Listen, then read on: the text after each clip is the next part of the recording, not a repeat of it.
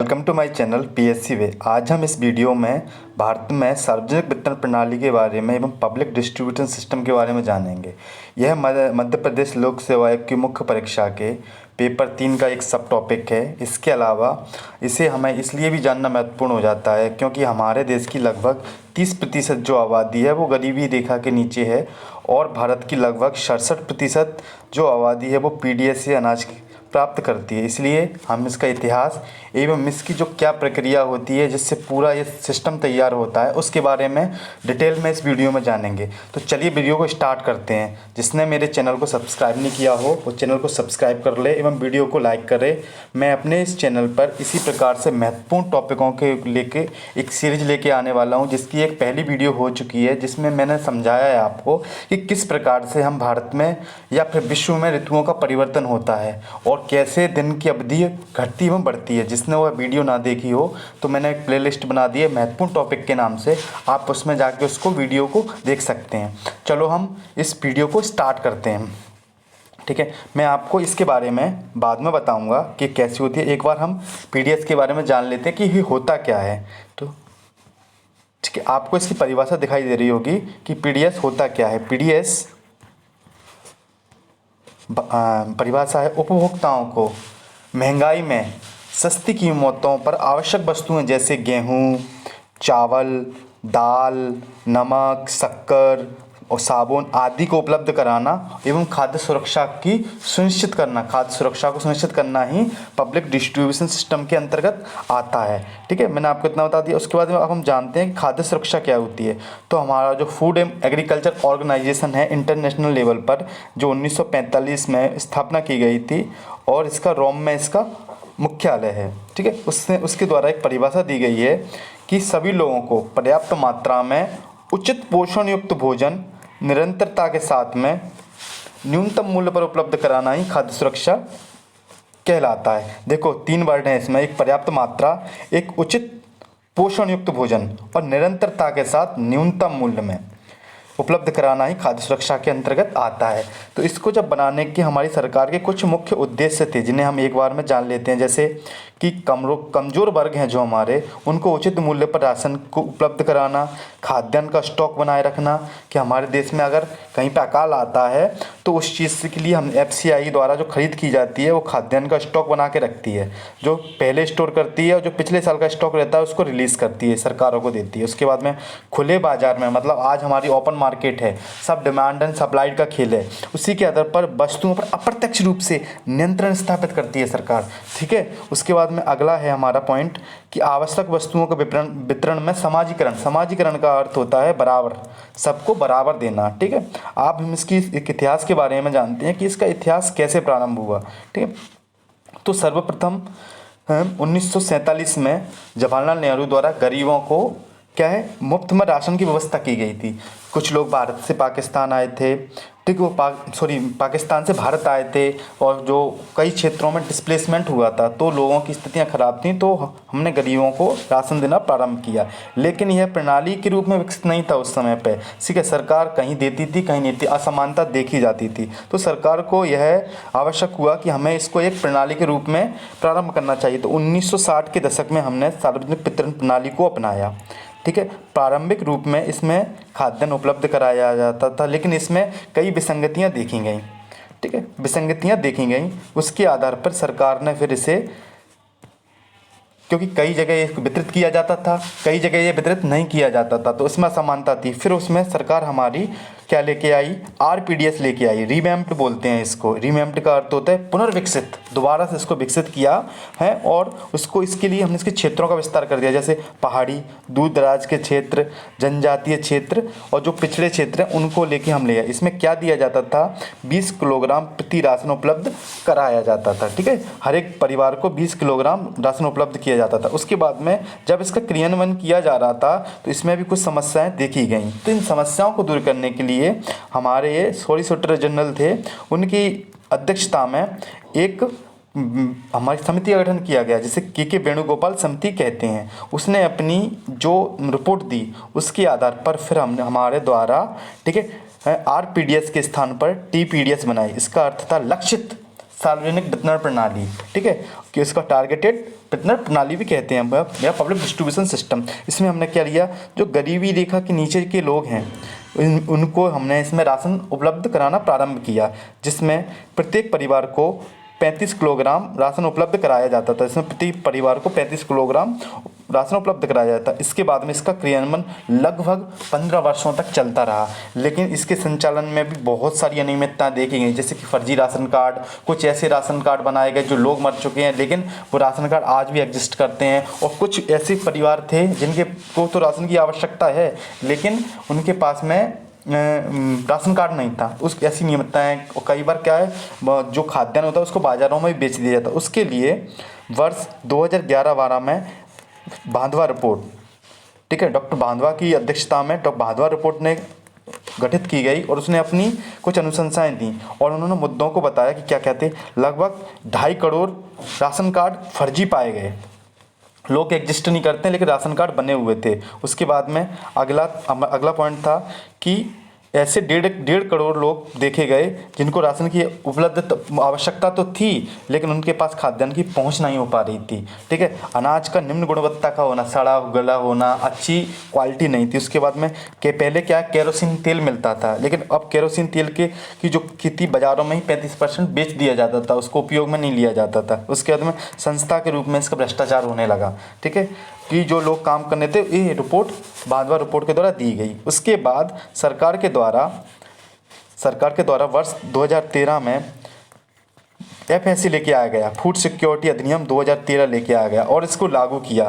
लागू करने के बाद में इसमें 2 रूपों में हमने लोगों को डिवाइड कर दिया। एक तो हमारे BPL जिन्हें हम नीले कार्ड धारक भी बोलते हैं, नीले कार्ड धारक, और एक अंत्योदय कार्ड धारक जिन्हें हम पीला कार्ड धारी भी बोलते हैं। क्या बोलते हैं? पीला कार्ड धारी भी बोलते हैं, ठीक है। तो उनको राशन देने की हमने व्यवस्था की। इसके साथ में हम इस अधिनियम की एक बार विशेषता देख लेते हैं कि क्या क्या विशेषताएं थी इस अधिनियम की क्या क्या विशेषताएं हैं। तो हम जानते हैं कि इसके अंदर जो ग्रामीण क्षेत्र था उसकी 75% आबादी को सम्मिलित किया गया था। उसी के बाद में शहरी क्षेत्रों में 50% आबादी को सम्मिलित किया गया था। इसी के साथ में जो राशन दिया जाता था, गेहूँ 1 रुपये प्रति किलोग्राम, चावल 2 रुपये प्रति किलोग्राम और 3 रुपये प्रति किलोग्राम में मोटा अनाज उपलब्ध कराया जाता था। मुख्य रूप से क्षेत्रों में यही उपलब्ध कराए जाते हैं। कहीं दालें भी दी जाती हैं, साबुन, तेल सब दिया जाता है, लेकिन मुख्य रूप से ये इसमें निर्देशित था। उसके बाद में अगला पॉइंट था जो हमारी ICDS स्कीम चलती है, ICDS, तो उसके तहत मातृ एवं बच्चों के पोषण की व्यवस्था भी इसके तहत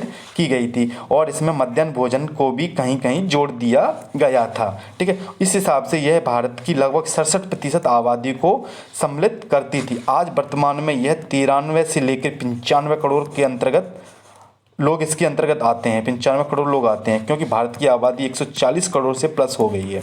अगर 67% निकालेंगे तो 93 से लेके 95 करोड़ लोग इसके सम्मिलित आते हैं, ठीक है। उसी के बाद में यह सुचारू रूप से संचालित थी। इसमें अनियमितताएं तो थी लेकिन यह सुचारू रूप से संचालित थी। लेकिन वर्ष 2020 में कोरोना काल आया, तो कोरोना काल में इस योजना ने लोगों को गरीबी रेखा में गरीबी की स्थिति में राशन उपलब्ध कराने में एक महत्वपूर्ण भूमिका निभाई, जिसके तहत उन्होंने इसका क्रियान्वयन प्रधानमंत्री गरीब कल्याण योजना के रूप में किया, जो कि हमने मुख्य रूप से अप्रैल 2020 में इसका प्रारंभ देखा था।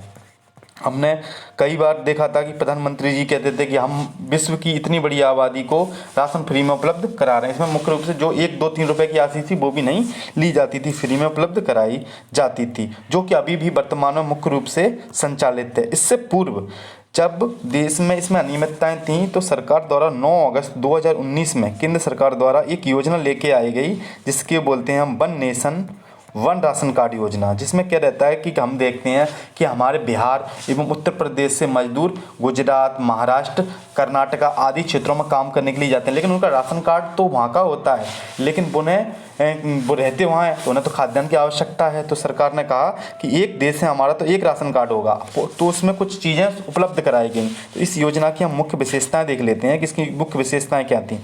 इसकी मुख्य विशेषताएँ थी कि राशन कार्ड की पोर्टेबिलिटी, मतलब भले ही आप गुजरात के हो तो आप बिहार में राशन ले सकते हो, बिहार के हो तो गुजरात में राशन ले सकते हो। उसके बाद में खाद्य सुरक्षा सुनिश्चित हो गई कि लोगों को खाद्यान्न मिलेगा, ठीक है। उसके बाद में दोहरी प्रणाली के माध्यम से खाद्यान्न उपलब्ध कराना। दोहरी प्रणाली क्या होती है कि मान के चलो परिवार का एक सदस्य तो गुजरात में काम कर रहा है, लेकिन 4 सदस्य परिवार के बिहार में ही हैं, तो इनको भी मिलेगा राशन और इसको भी राशन मिलेगा। ठीक है, उसके बाद में हम आगे बात कर लेते हैं, उसको भी उपलब्ध कराना। उसके बाद में इसके लिए जो तकनीक अपनाई गई तो उसमें क्या था, आधार को जोड़ दिया गया, आधार सीडिंग एवं बायोमेट्रिक का प्रयोग किया गया इसको क्रियान्वयन में। ठीक है, अब उसके बाद में हम इसके कुछ मुद्दों पर डिस्कस करें। इससे पूर्व जो मैंने आपको पहले एक चित्र बताया था उसको आपके समक्ष उसको मैं डिस्कस कर लेता हूँ कि वो मुख्य रूप से क्या था। चलिए उसके बारे में हम जानते हैं।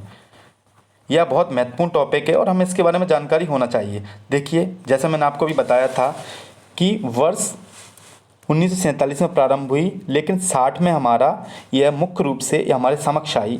उसके बाद 1992 में पहाड़ी एवं दुर्गम एवं जनजातीय क्षेत्रों में RPDS के नाम से इसे हमने 1992 में प्रारंभ किया।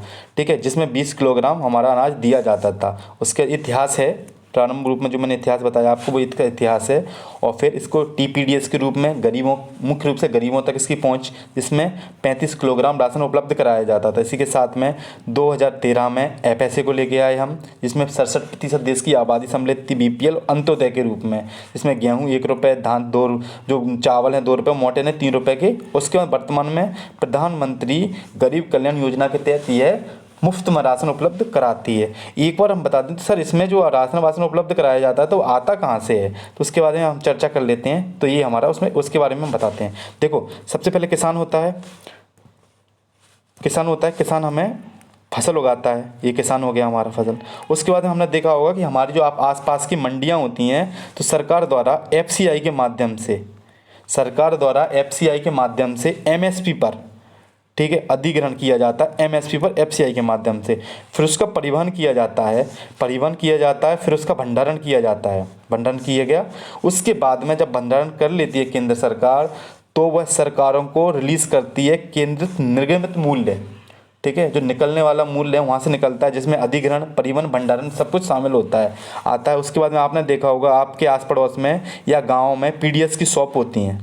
ठीक है, तो राशन की दुकान बोलते हैं जिसे हम, होती हैं। और जे हम लोग खड़े हुए हैं, जे रेड कलर के हैं, जो हम लोग खड़े हुए हैं, हम यहाँ से रिटेल में क्या कर लेते हैं, राशन उपलब्ध प्राप्त कर लेते हैं। सबकी समझ में आ गया क्या है। किसान उपज करेगा, MSP पर FCI के माध्यम से केंद्र सरकार खरीदती है, परिवहन किया जाता है, उसके पर भंडारण किया जाता है स्टोरेज में, जो वेयर हाउसेस बने होते हैं। फिर सरकारें खरीदती हैं अपने वेयर हाउसेस में जगह जगह।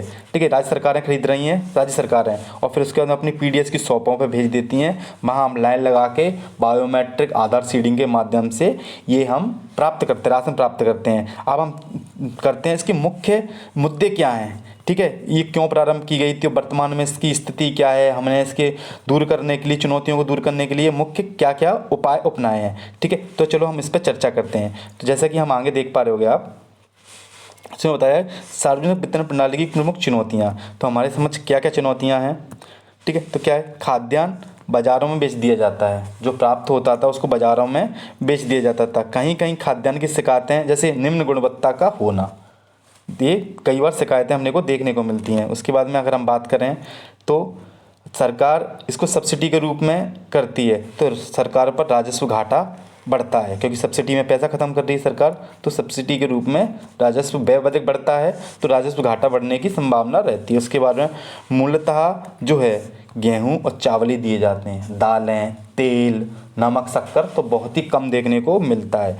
लेकिन इनको समस्याओं को देखते हुए सरकार ने कुछ उपाय हम भी सुझा सकते हैं, सरकार ने कुछ समाधान भी किए होंगे, तो उसके बारे में चलो हम चर्चा कर लेते हैं। सरकार ने क्या किया है कि जो उपाय क्या है कि क्या करना चाहिए, हमें खाद्यान्न में विविधता लेके आना चाहिए, जैसे मोटे अनाज लेके आना चाहिए, दालें लेके आना चाहिए, गेहूं चावल आदि तो दिया ही जाता है। उसके बाद में PDS की जो राशन का जो परिवहन किया जाता है तो उसमें GPS ट्रेडिंग, क्योंकि कई बार क्या है वाहनों से ही राशन को निकाले जाने की ऐसी अनियमितता देखी जाती हैं, जो कई रिपोर्टों में हमें प्रकाशित होती हैं, जैसे बाद रिपोर्टों में बताया गया था।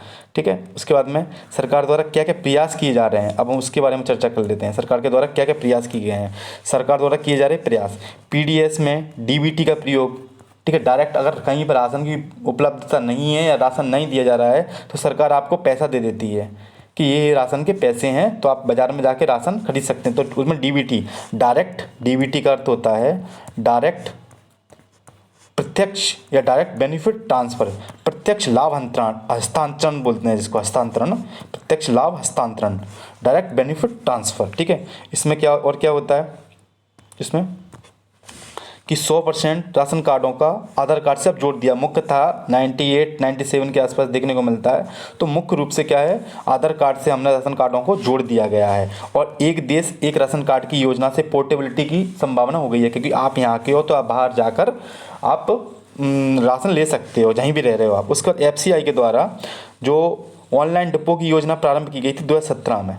ठीक है, ऑनलाइन डिपो का अर्थ क्या होता है, FCI कहती है कि आप अपने यहाँ स्टोर कर लीजिए और ख़रीद फरोख्त वो इसी के माध्यम से करती है। ठीक है, इसके बाद में देखियो दोस्तों कि ये जो टॉपिक है बहुत ही महत्वपूर्ण है। ये ऐसा नहीं है कि ये स्टूडेंटों के लिए ही है, जो सामान्य हम ग्रामीण परिवेश में जो लोग रहते हैं, शहरी परिवेश में जो लोग रहते हैं, एक सामान्य जानकारी से लेकर जानकारी के लिए एक टॉपिक है जिसकी समझ हमें होना चाहिए।